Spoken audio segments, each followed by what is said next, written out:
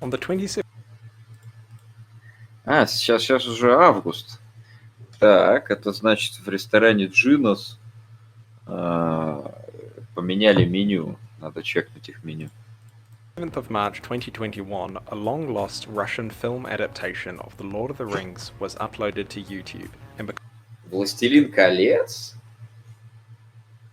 А он был? Я знаю, что был советский Хоббит. because apparently I didn't have anything better to do, I watched the whole thing. You might have watched a few clips here and there, but trust me, if you haven't watched all of it, you do not understand how truly weird this movie is.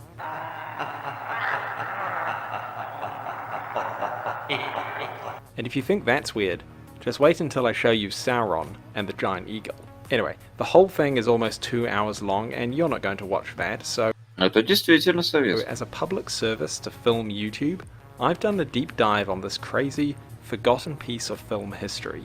Like The Lord of the Rings itself, this video is presented in 3 parts. Part 1 looks at the historical context in which this film was made. Part 2 is my overarching comments on the film itself. Part 3 is the best one because it's just me showing you all of the crazy moments in the film. Now, before we begin, I should emphasize that this isn't a review. This film is truly unlike anything I have ever watched before, so I can't really pass a value judgment on whether it's good or not. I'm actually reminded of Roger Ebert's 0-star review of The Human Centipede. I am required to award stars to movies I review. This time, I refuse to do it. The star rating system is unsuited to this film. Is the movie good? Is it bad? Doesn't matter.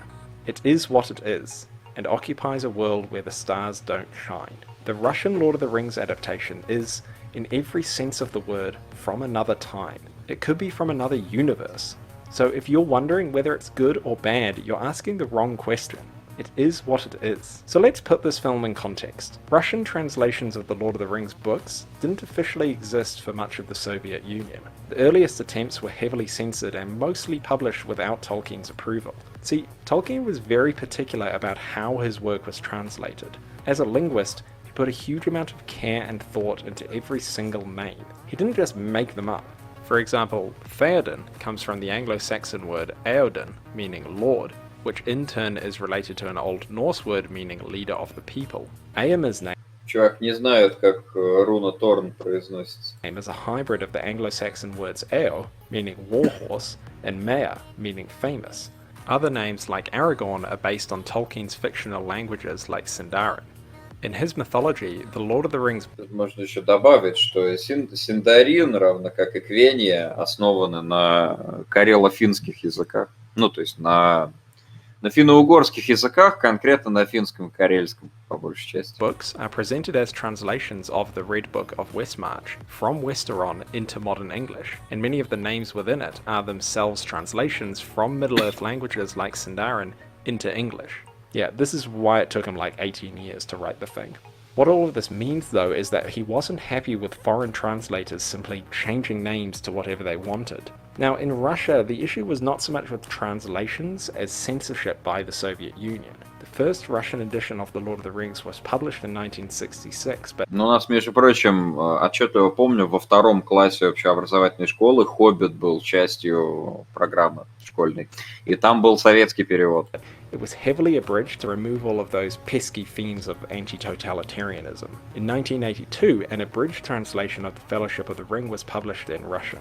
This was essentially the only officially sanctioned translation of The Lord of the Rings available in Russian until the fall of the Soviet Union, although a translation of The Hobbit was officially published in 1976. Which brings us to the film adaptation. The title of this film is Kranitali, which means keepers or guardians depending on the translation. It tells the story of the Fellowship of the Ring novel. It was directed by Natalia Serebrennikova, and it aired just once on the 13th Интересно, что у него получилась русская фамилия, но не та, которая написана.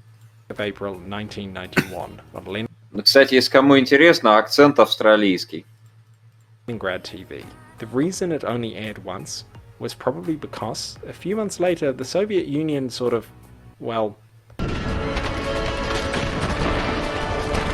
Leningrad TV eventually became Channel 5. They're in the process of digitizing their 80-year-old archive, and during this process they found the old reels for Kranitelli in 2020. which until then was considered to be lost. According to the channel, digitizing this production was a long and painstaking process, and a tremendous amount of work was done to restore and improve the image quality. And wow, you can really see that. What makes Cranatelli interesting is the Ну, вот этот вот расплывающийся эффект, это вообще свойство советского кино. В Советском Союзе так выглядели визуальные эффекты. То есть, если вы смотрели какие-нибудь детские сказки и так далее, там, когда показывается какой-то магический артефакт, там, ну, как бы запотевает экран, блядь. Это не баг, это фича. Да, welcome to муравей.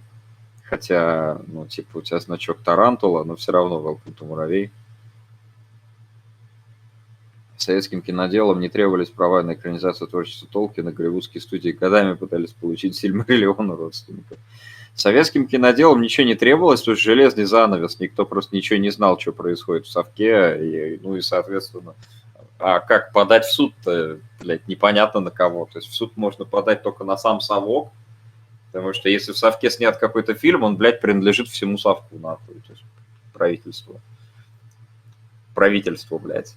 ЦК КПСС, нахуй, он принадлежит. На кого подать в суд? На весь совок? Ну окей, в какой суд? Если он всех на хую вертел.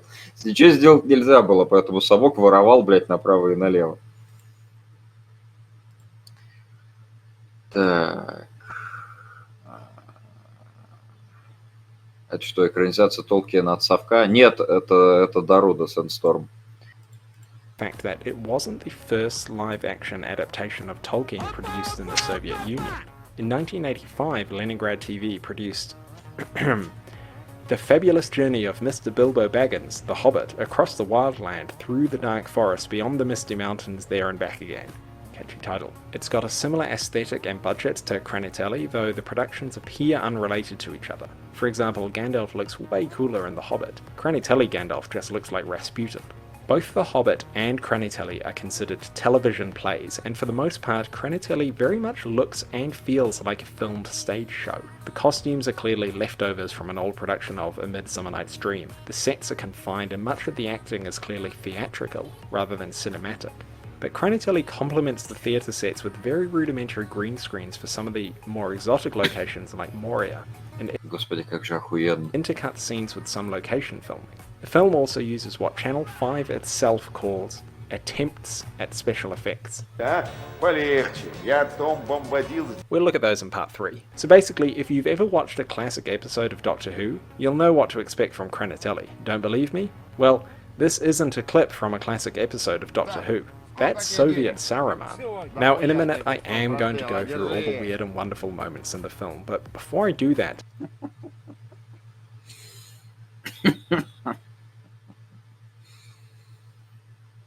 Еще рассказчик шипящий так странно произносит. Не заметил.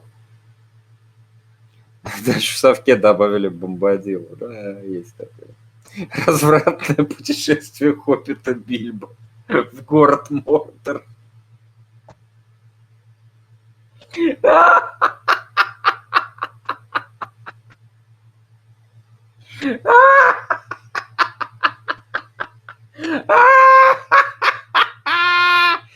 И причем разница в дате выхода между, блядь, вот этим «Властелином колец» и «Доктором Анусом», блядь, по лет 5 примерно.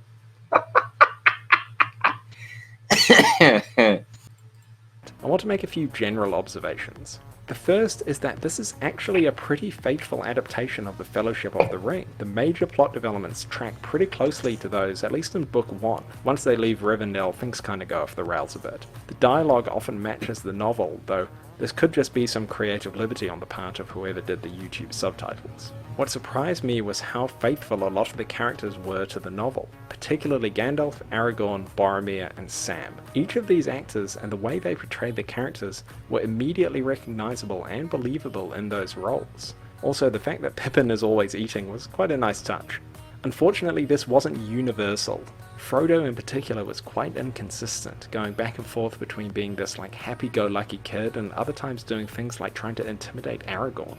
Another thing that struck me was the fact that the filmmakers clearly put some thought into making this accurate to the book, but were fantastically selective about it. For example, the hobbits all have furry feet like in the books, but the hairy feet go right up to their knees and make them look like these weird Wookiee hybrids. Then the hobbits are the same height as all of the human characters, so if you're going to focus on details like the feet in order to be faithful to the book, why would you ignore their other most defining characteristic? And before you write a comment about this scene with Tom Bombadil that you saw in every article written about this movie, this is the only time they use forced perspective, and in the dialogue the hobbits refer to him as a giant, implying that in fact Bombadil is abnormally large, not the hobbits being small. The film also frequently uses this weird fake form of soft focus. Now it's hard to tell if this is a result of the digital restoration process or part of the original film, but the end result is that it looks like someone has just smeared Vaseline all over the lens, which to be honest they may well have done. Also, I understand why the special effects are bad, but every time someone puts on the ring and disappears, they do so off screen like this.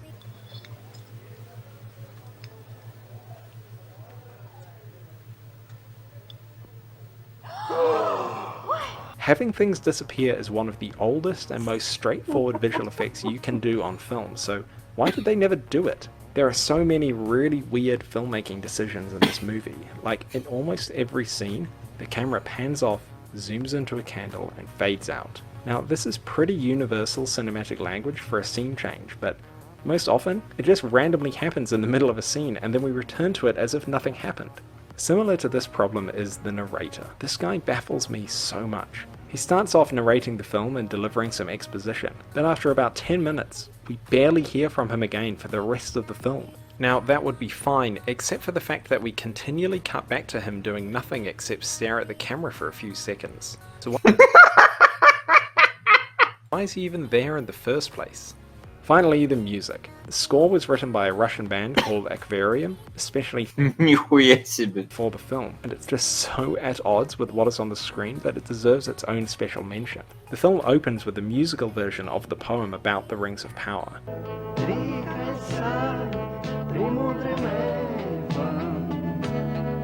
If the music itself wasn't enough, it's set to footage of the hobbits and the ringwraiths milling around in the snow. There's no narrative here, it just feels like those copyright-free music videos they have in karaoke bars. Some of the music is appropriate, like the Hobbit theme. But then they just seemingly play it whenever the hobbits are on screen, even if they're running away from the ringwraiths. Seriously, when I watch this, all I can see is this.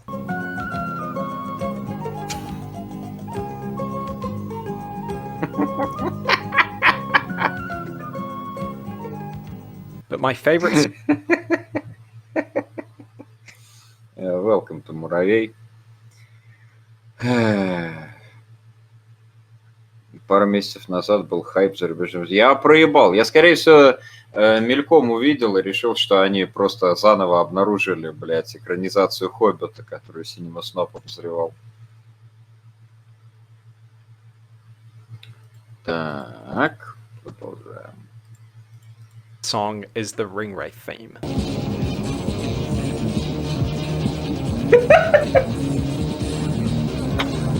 I just love the idea of the ringwraiths charging around Middle-earth, blasting this weird 80s synth rock music like they're in Blade Runner or something. It's just so jarring every time it comes on, and I just love it.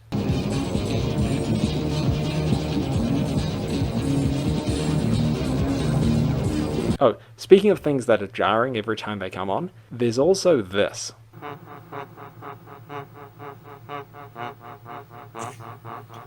Блять, это же саундтрек из Большого Тыла, блять, я его узнал, нахуй. This happens quite a lot. But enough of this. You came here to see just how weird this movie is. So let's go through some of the highlights of the second weirdest Tolkien adaptation ever put to live action. What's the weirdest, you ask? Why, it's Mr. Spock singing about Bilbo Baggins, of course. And everybody knows him, Bilbo Baggins. So, in the order they appear, I present to you my personal list of highlights from Kranitali, better known as the Russian Lord of the Rings. The fact that Lobelia Sackville Baggins not only appears in this film as a named character, but has more lines and screen time than Legolas and Gimli combined. Gandalf turning up at the party wearing an outfit that looks like it once belonged to Noel Fielding. The film showing us Gandalf's fireworks by lifting his cloak, then cutting to a static drawing of stars with some sound effects. Frodo casually whittling while asking Gandalf about Mordor. The fact that Mordor looks like this. The fact that the orcs look like this. When we have the flashback to Smeagol and Deagol, there's this hilarious shot of Deagol swimming, followed by him climbing out of the river completely dry. Deagol's hairdo. Smeagol turning into Gollum. Why is he gargling? Make it stop! Gandalf interrogating Gollum like he's a Russian gangster. The fact that they could only afford 3 horses, so to depict the 9 wraiths they just play back-to-back shots of the same 3 horses riding past the camera. Gandalf saying, and I'm not making this up, "Winter is coming" in Russian. The hobbits on the road dressed in colour-coordinated cloaks like they're the Power Rangers. The weird dream sequence in the old Но winter is coming и начнется зима, это все-таки разные вещи. forest while they're trapped by Old Man Willow that goes on for 2 minutes. The music that accompanies Tom Bombadil's first appearance. The fact that it looks like the Bombadils are about to eat the hobbits. Bombadil copping a feel of Goldberry. The first terrifying appearance of the Barrow Right. The fact that part 1 ends with Frodo lost and alone being chased by the Barrow Right. Talk about a White. cliffhanger. The fact that part 2 begins with the narrator The word is white. W-I-G-H-T. White. silently staring at the camera, rather than recapping what happened in part 1. The fact that the hobbits lying in the Barrow Down with a sword on their throats is an iconic scene from the book that's not in any other film adaptation. Can I just briefly interrupt the run-through of the film to say that the decision to take the Old Forest, Bombadil and the Barrow Downs out of the Jackson film was completely justified? They add nothing to the story, slow the whole thing down. This whole 20-minute sequence in Cranatelli clearly shows how inconsequential they are to the wider plot. Go ahead and leave an angry comment about how much you like Tom Bombadil. You know I'm right, and I will die on this hill. Anyway. Но, учитывая, что потом они, блядь, сделали из одного нахуй Хоббита 3 фильма, можно было бы каждую часть Властелина колец разделить на 2. Просто проблема в том, что тогда еще люди не знали, что эта хуйня выстрелит. То есть они были просто не в курсе, насколько это прибыльно. То есть, знал бы прикуп, жил бы в Ницце. Так бы они сделали по 3 части, блядь, про каждую, блядь, книжку. Вот. И тогда бы там нахуй Том Бомбадил был бы, вообще вся вот эта хуйня из самого начала. Плюс ко всему, если быть знакомым с глубинным лором «Властелина колец», то вы можете узнать, откуда вообще появились эти Barrow Whites, да, вот эти умертвия из кургана, блядь, как там... Я не помню, как было в локализации, которую я читал. Ну, умертвия, короче. Что их, в общем-то, создал ангмарский король еще при жизни. И таким образом они... как бы косвенно относятся к Саурону. Это посланники Саурона на самом деле. Просто забытые и оставленные хуй знает где. Рядом с, блядь, Брией и Широм. Вот такая хуйня. Возможно ли, что Netflix однажды ебанет сериал по «Властелину колец» в таком случае? Чувак, с подключением. Amazon уже, по-моему, года 3 снимает свой сериал по «Властелину колец». Как бы.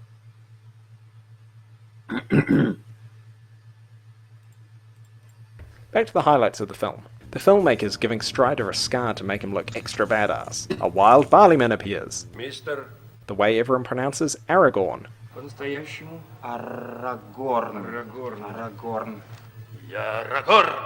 The Ringwraiths attacking Frodo, and no one else is to be seen, including Aragorn, who in the scene immediately beforehand said he would protect Frodo. The fact that the Ringwraiths stab Frodo, then just leave and go back to Mordor for no reason. Frodo saying Gandalf. Гэндальф. The court jesters at the Council of Elrond. Matt Damon as Elrond. The tiny orc dance while Saruman gives his evil speech. Gandalf riding the giant eagle to escape. This shot of the Fellowship all together. Is Gandalf carrying Gimli like a baby? Oh no, wait, no, that's not Gimli. They're just using Gimli as a table. Is that racist? I feel like that's racist. The Fellowship getting attacked by warg puppets.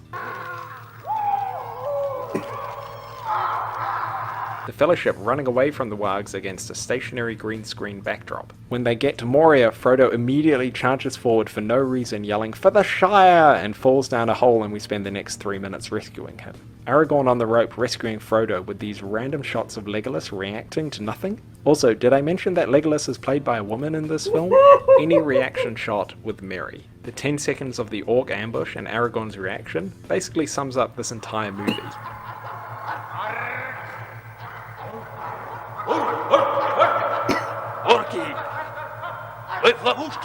How Boromir fighting looks and sounds like a Mortal Kombat ripoff. Legolas's sword being made of tinfoil. Aragorn crossing the bridge of Khazad-dûm. Sorry, there's no Balrog in this version. Everyone else crossing the bridge, including Gandalf, even though a few minutes... Блядь, без Балрога хуёво, потому что вот мне было бы очень интересно увидеть в этой экранизации Балрог был бы с крыльями или без крыльев. Это важно. Потому что я придерживаюсь позиции, что каноничные Балроги в «Властелине колец» не имели крыльев на самом деле. Вы можете прочитать трилогию, да, и вы обнаружите, что как бы, в описании появления Балрога, значит, в море, там ничего не написано про крылья. У Балрога не было нахуй крыльев. Вот интересно, как бы изобразили Балрога в этой экранизации, если бы изобразили. Minutes earlier, Gandalf got overwhelmed by orcs and died. In the shot after we just saw Gandalf cross the bridge, Aragorn says that Gandalf died. The dancing elves in Lothlorien. Pippin being distracted by this bell like he's a cat. This terrible miniature used to establish Galadhrim's city. It's only a model. Galadriel. Evil Galadriel. And finally, the moment you have all been waiting for. Frodo looks into the water, which for some reason is red, and sees Sauron. Are you ready? Are you ready for Soviet Sauron? Whatever it is you're imagining, I guarantee you it's not this. Okay, here he is. Это я, черный властелин Саурон. Я слежу за вами. Отдай мне кольцо Фродо. Брось его в чашу. Все равно оно не поможет вам. Honestly, I have no words. This happens almost right before the end of the film. All that remains is Boromir confronting Frodo and trying to take the ring, which is a pretty boring climax to be honest. Then Frodo resolving to leave the Fellowship behind. Sam catches him and, like in the book, he sticks with his Mr. Frodo. The film ends with them riding off into the proverbial sunset, holding hands. Even in Soviet Russia, the friendship between Frodo and Sam is unbreakable.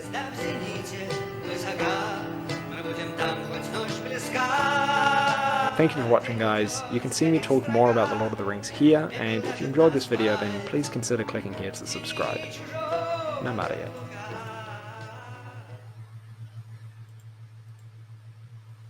Бля, Саурона, короче, на донат надо. Ха-ха-ха, ты чё, охуел, что ты там делаешь? В Сильмариллионе Балроги описывались? Да, описывались. И про крылья там тоже ничего нет. Видите мой глаз?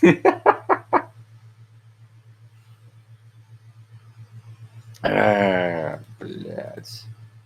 Этого Саурона реально на алерт надо въебать, короче.